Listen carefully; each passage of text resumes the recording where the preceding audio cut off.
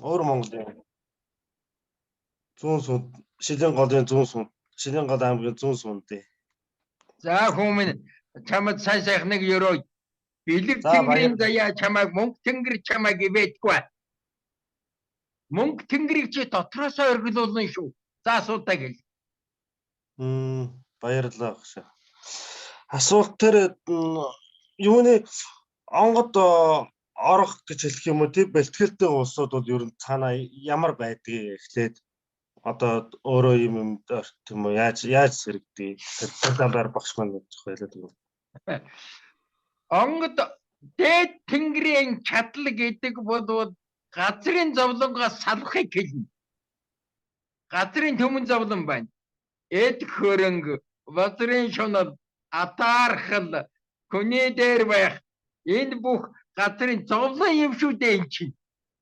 Ойлгож байна уу? Энэ зовлонгоос салвал чи тэгэхээр газрын зовлонгоос салвал чи тэнгэрийн заяагаа эдлэн бидтэй. Тэгтэл бэлэг чанар чинь орж ирнэ. Ойлгож байна уу? Чи энэ бөөгийн одоо яслал интервью хийдэг үү? Пост хийдэг үү? Зарин. Үгүй хийжсэн.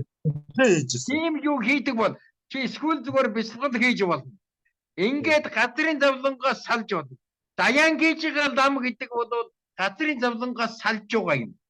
Даян гэдэг ламыг мэдхүү. Даянч гэдэг лам ууланд ганцаараа суугаад тэгээд байхлаар бол одоо газрын зовлонгоос салах дээр бэлэг чадал нь орж ирдэг байна л да. Тэгэхээр далаа багш энэ бол тэгж гэгэрд хүрч болохгүй. Эхлээд өөрөө хүс сэтг тэгээд дээд тэнгэртэйгээ энийг хийх юм урдээр чи газрын зовлонгоос салах хэрэгтэй. Газрын зовлонгоос салах хэрэгтэй. Шунал элдв зовлон байгаа чамд. Тэр бүгдээ салах хэрэгтэй. Тэгвэл л энд хүрнэ.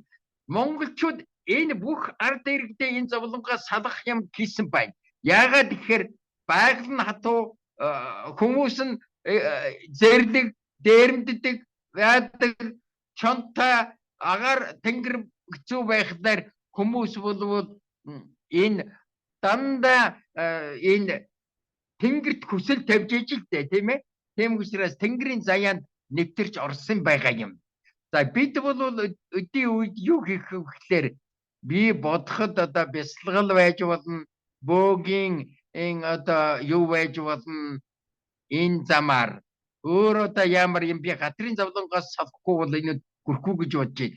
Чи төвдийн ламнар тэр их удаа сууж иж юунд хүрч штэ гэгэр хүрч штэ. Тэгэхээр ийм л юм байгаа юм да миний хөө. За тэгээд асуулт тавьсан дэх баярлалаа миний хөө. Хүрнэ.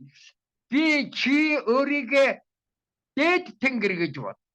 Чиний дотор дээд тэнгэр бүхрлээрээ байгаа. Чи орчлонгийн мэдээг бүгд чиний дотор байгаа. Яагаад тэгэхээр орчлонд манай юм окторгоо хугацаа гэж байдаг юм. Бүх юм нэгэн цагийн дор байдаг юм. Нэгэн дор байдаг юм. Тэгэхээр чи бэлэг тэнгэртэй хүрвэл орчлонгийн бүх мэдээг дотроос унш. За юу? Ийм л чадварыг монголчууд байсан юм. Манай өвөрлөгч ах トゥ нарын иймд оролцож байгаад би их баярлж байна. Та нар тэр саяын хэн бол юунд хүрч ийн гэж байна штэ. Би улаачд хэлж ийн гэж байна. Өөр чамд ямар арга байна? Хөгжим бас байж болно. Дуу хөгжим байж болно. Ойлгож байна уу? Дуу хөгжим энэ төр бол орчлонгийн яруу тунгалаг яруу найраг орчлонгийн энэ ерөнхий зам хөгжим дотор байдаг. Математик дотор байдаг юм.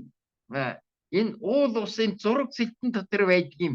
Тэгэхээр зовлонгоо бол орчлон өөрөө бидэнд бүх юмаа хэлж өгөх нь байна штэ.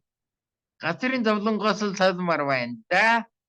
За хүмүүс дараагийн хичээл би тусгайлан ийм хүмүүстэй нэгэн дөр завсралтгүй хичээл нэмэр юм бай. 5-10 минутаар хүмүүс сонсоод өнгөрчих нь. Тэхийн тулд бөө, удган, зарин, хөгжимч, зурагч ийм олон мэргэжлийн хүмүүсийг оруулаад хүүхэд шуухадгүй тэнгэрийн чадварыг эзэмших ёстой. Ийм л байсан юм да. За баярлалаа миний хүү. За баярлалаа.